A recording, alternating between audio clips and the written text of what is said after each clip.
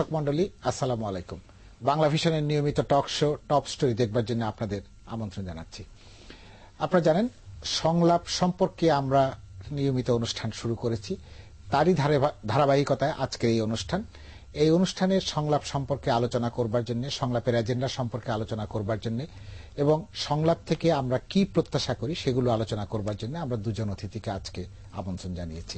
আমার ডান পাশে আছে প্রোগ্রেসিভ ডেমোক্রেটিক পার্টির নবগঠিত প্রোগ্রেসিভ ডেমোক্রেটিক পার্টি বা পিডিপির যুগ্ম আহ্বায়ক জনাব মোহাম্মদ তাজুল ইসলাম চৌধুরী।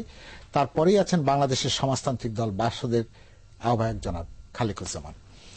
জনাব চৌধুরী এবং জনাব খালেকুজ্জামান, আপনাদের দুজনের কাছেই আমাদের যেটি প্রত্যাশা আলোচনা সেটা হচ্ছে যে সরকার যে সংলাপের কথা বলছেন, অর্থাৎ 12ই জানুয়ারি প্রধান উপদেষ্টা তার বক্তৃতায় সংলাপের কথা বলেছেন, সরকার কেন এই সংলাপের প্রয়োজন অনুভব করলেন, সংলাপের এজেন্ডা কি হওয়া উচিত, কারা সংলাপে অংশগ্রহণ করবে এবং সংলাপ শেষে আমরা কি ফলাফল প্রত্যাশা করি সেইটি আপনারা আলোচনা করবেন। জনাব খালেকুজ্জামান, আমি আপনাকে দিয়ে আলোচনাটা শুরু করতে চাই। প্রথম কথা হলো যে সরকার যে সংলাপের কথা বলেছে এটা একটা রাজনৈতিক একটি কার্যকলাপ। তাহলে সারা দেশে যখন রাজনৈতিক কর্মকাণ্ড নিষিদ্ধ এবং একটা জরুরি অবস্থা বিদ্যমান, এই অবস্থা বহাল রেখে যদি রাজনৈতিক সংলাপ করা হয় সেটা হয়ে যাবে তাৎপর্যহীন এবং সেটা কোনো অর্থ বহন করবে না। ফলে যদি এই সংলাপকে কার্যকর করতে হয় তাহলে রাজনৈতিক যে কর্মকাণ্ড সেটাকে একটা উন্মুক্ত পরিবেশ তৈরি করেই শুধুমাত্র এই ধরনের রাজনৈতিক আলাপ আলোচনার কোনো একটা অর্থ থাকতে পারে। যদি এই ধরনের জরুরি অবস্থা বহাল রেখে রাজনৈতিক কর্মকাণ্ডের উপর নিষেধাজ্ঞা জারি রেখে সেটা হয়, সেটা আসলে এক ধরনের পলিটিক্যাল শো হবে। জনাব চৌধুরী, আপনি কি এটার সঙ্গে একমত?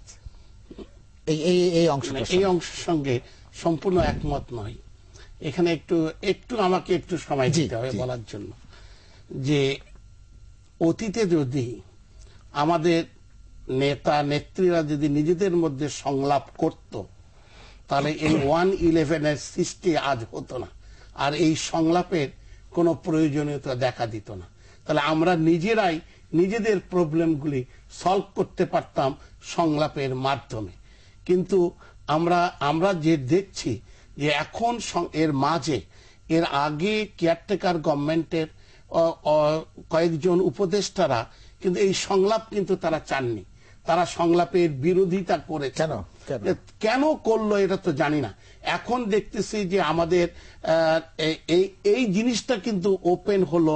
আপনাদের আমার বলতে হয়, সেনাপ্রধান যখন জিনিসপত্র দাম নিয়ে যখন সংলাপ করার কথা বললেন, রাজনীতির দলগুলির সঙ্গে কথা বলার কথা বললেন, তখন কিন্তু এই সংলাপটা বেরিয়ে আসলো।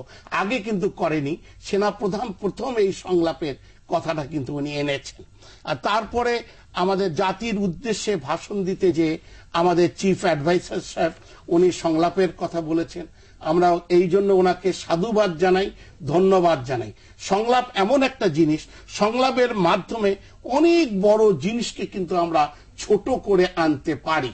এবং এখানে কিন্তু ইমার্জেন্সির জন্য না, আমি ইমার্জেন্সি থাকলে সংলাপ হবে না এটার সঙ্গে কিন্তু আমি একমত নই। উনি কিন্তু রাজনৈতিক কর্মকাণ্ড, আমি আপনাকে বলি না, উনি রাজনৈতিক কর্মকাণ্ডটা না বলে উনি ইমার্জেন্সিটার কথা বলেছেন।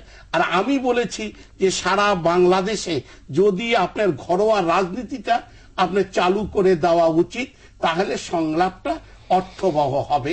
এইখানে আমার কথা। মানে সংলাপের পূর্ব শর্ত হচ্ছে ঘরোয়া রাজনীতি। ঘরোয়া রাজনীতি থেকে, আর আপনার দিক থেকে হচ্ছে প্রকাশ্য রাজনীতি। না, উনি বলছেন ইমার্জেন্সি। আমি যেটা বলতে চাই সেটা হলো যে একটা পলিটিক্যাল ডিসকোর্স, আপনি এখানে রাজনৈতিক দলের নেতৃবৃন্দকে ডাকবেন, কিন্তু রাজনৈতিক দলগুলি তারা আসলে জনগণের মতামতকেই তো নিয়ে আসবে। জি, যদি তা না হয় তাহলে তো এরাও আরেক ধরনের অ্যাডভাইজার। ফলে বিষয়টা তা নয়, they are political leaders or political parties. তাহলে সেখানে সারা দেশের জনসাধারণের মতামত সেগুলি যদি ভেন্টিলেটেড হতে না পারে, তার যদি ডিসকোর্সের প্রক্রিয়া না থাকে, তাহলে যারা এখানে এসে কথা বলবেন তারা কার কথা বলবেন? আমি তো ওই কারণে ঘরোয়া রাজনীতি চালু করার কথা বলছি। উনি কিন্তু ইমার্জেন্সি রেখে দেওয়ার কথা বলছেন। আমি কিন্তু ঘরোয়া রাজনীতিটাকে আগে চালাই। ইমার্জেন্সি তারা পরিস্থিতি বুঝে স্টেপ বাই স্টেপ উঠাই। আপনি ইমার্জেন্সি রেখে দেওয়ার পক্ষে কেন? না, আপনি কি ভাবছেন যে ইমার্জেন্সি উঠে গেলে পরিস্থিতিটা ওরা কতটুকু সামলাইতে পারবে বর্তমান আপনারা তো নেতা, তাদের উপরে। এটা তো আমাদের এখন তো আমরা তো পাওয়ারে নেই, আপনার নেতা, আমরা আপনার দুজনেই নেতা, আমরা তো কেউ পাওয়ারে নেই। স্টেপ বাই স্টেপ তারা ইমার্জেন্সি তুলে নেও, কিন্তু ঘরোয়া রাজনীতির উপরে নিষেধাজ্ঞা এই মুহূর্তে তুলে নিলেই আমার মনে হয় সংলাপটা অর্থবহ হবে। জি, আপনি এটা হলো যে আপনি ইমার্জেন্সি যে প্রশ্নটা, আপনি ইমার্জেন্সিতে কতটা সেখানে কঠোর হচ্ছেন, কতখানি নমনীয় হচ্ছেন, এই কথাটা গুরুত্বপূর্ণ নয়। আপনি বলছেন যে আমরা 11ই জানুয়ারি আগে ফেরত যাব না, সেটা একটা দুঃসহ পরিস্থিতি ছিল। ইমার্জেন্সি এখনো বহাল আছে মানে হলো আরেকটা দুঃসহ পরিস্থিতি বিদ্যমান, সেটা আপনি বলছেন। তাহলে ইমার্জেন্সির কথা এই জন্য বলছি যে একটা অস্বাভাবিক পরিস্থিতি দেশে বিদ্যমান নেই, এই বার্তা জনগণের কাছে দিতে হলে ইমার্জেন্সি তুলতে হবে। আর সেখানে ইমার্জেন্সি বহাল আছে মানে হলো আপনি স্বীকার করছেন যে একটা অস্বাভাবিক পরিস্থিতি বিদ্যমান।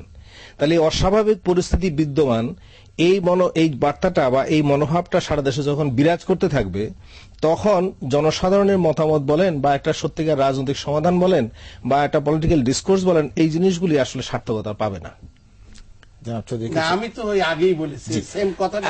আচ্ছা, এই সংলাপে কি প্রত্যেকটি রাজনৈতিক দলকে আহ্বান করা উচিত বা কাদের আহ্বান করা উচিত? না, এটা সমস্ত রাজনৈতিক দলগুলোর সঙ্গে আপনার আলোচনা হওয়া উচিত বলে আমি এটা মনে করি, এবং এটা হওয়া উচিত। কেন সমস্ত রাজনৈতিক দলের সঙ্গে আলোচনা না করে গুটি কয়েকের সঙ্গে নির্দিষ্ট কোনো দলের সঙ্গে করলে এই আলোচনা সংলাপ এর কোনো সার্থকতা থাকবে না। সকলের সঙ্গে খোলা মনে আলোচনা করা উচিত এবং এজেন্ডা ওনারা আগের থেকে বলে দেওয়া উচিত যে কি হবে, কি ধরনের কথা হবে, তাহলেও আমরা খোলা মনে ওনাদের সঙ্গে কথা বলতে পারবো। না দেন তাহলে আমরা কি নিয়ে আলোচনা করতে যাব ওখানে? প্রথম কথা হলো যে কাকে ডাকবেন কাকে ডাকবেন এর আগে প্রশ্ন আসে যে আপনার মূল আলোচনার বিষয়বস্তু কি। যেমন এখানে যে আপনি কি 1 বছরের বিগত কর্মকাণ্ডের মূল্যায়ন করতে চান, তার মানে এক ধরনের সেটা ট্রান্সপারেন্সি, অর্থাৎ এই আলোচনার মাধ্যমে আপনার যে 1 বছরের কৃতকর্ম, সেই কৃতকর্মকে আপনি স্বচ্ছ করতে চান, এটা একটা জিনিস। এটা কি স্বচ্ছ না অনুমোদন পেতে চান, কোনটা?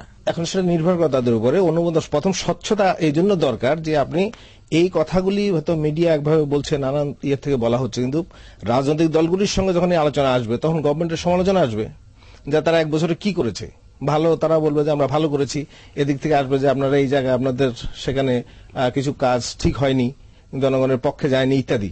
তাহলে এর মধ্য দিয়ে কিন্তু একটা স্বচ্ছতা আসবে তাদের কাজের, এটা একটা হতে পারে। আর হলে আগামী 1 বছর তারা কি করবেন সেই বিষয়গুলি নিয়ে আলোচনা হতে পারে। তো এখনো তো বিষয় ঠিক হয় না। আপনি কি প্রথম যেটা দরকার ছিল যে যখন তারা আসলেন, তারা তো 3 মাসের জন্য আসেননি, তারা বলছেন 2 বছর থাকবো। 2 বছর তো যথেষ্ট সময়। তাহলে এই সংলাপের ডাকটা তাদের দেওয়া উচিত ছিল 2007 সালের জানুয়ারি মাসে, 31শে জানুয়ারি পার হওয়ার আগেই। কারণ তারা একটা কাজ শুরু করতে যাচ্ছেন, কি তাদের প্রোগ্রাম, তারা কি করতে চাচ্ছেন, এই বিষয়গুলি নিয়ে আলোচনা তাদের করা উচিত ছিল, সেটা করেননি। তাহলে এখন 1 বছর পরে এসে যখন কথা বলছেন, তখন স্বাভাবিকভাবে এই প্রশ্ন আসবে যে আসলে কি সংলাপ করতে চান। এটা কি তাদের ব্যর্থতার যে সেখান থেকে এটাকে ধামাচাপা দেওয়ার জন্য বা সেটাকে আড়াল করার জন্য করছেন, নাকি বাস্তবেই তাদের যে অতীতে কর্মকাণ্ডে যে সীমাবদ্ধতা বা যে ঘাটতি দুর্বলতা বুঝে সেগুলি সমাধান করার জন্য তারা একটা পথ খুঁজছেন? আপনাদের প্রস্তাবনা কি? এখানে একটা ব্যাপার আছে। আমরা যে যতই করি, যে রাজনৈতিক দল করি না কেন, 1/11 আগের অবস্থায় কিন্তু আমরা কেউ ফিরে যেতে চাই না এবং আমরা যাবও না, এবং যাওয়ার চেষ্টা করাটাও অনুচিত হবে বলে আমি মনে করি। 1/11 পরে সরকার যে কাজই করুক না কেন, আপনার যখন পার্লামেন্ট নির্বাচন হতে হবে, পার্লামেন্ট নির্বাচন দিতে হবে, নির্বাচিত জনপ্রতিনিধিরাই তো আপনার এরা যেটা করেছে এটা রেটিফিকেশন আপনাকে করতে হবে। আপনি তো সংবিধানকে গ্যাপ রেখে চলতে পারবেন না। সংবিধানকে যদি আপনি মানে মানে মানে ঠিক রাখতে হয়, তাহলে আপনার এরা যা করেছে পার্লামেন্টের হতে হবে এবং দিতে হবে। সেই প্রশ্ন পরে আসছে। আমরা বলছিলাম যে সংলাপের এজেন্ডা কে ঠিক করবে? মানে রাজনৈতিক দলগুলো প্রস্তাব করবে না সরকার? না, এটা প্রথম আসা উচিত সরকারের কাছ থেকে, যে এজেন্ডা যদি আসে তাহলে এটা ভালো হবে, তাহলে আমরা বলতে পারবো।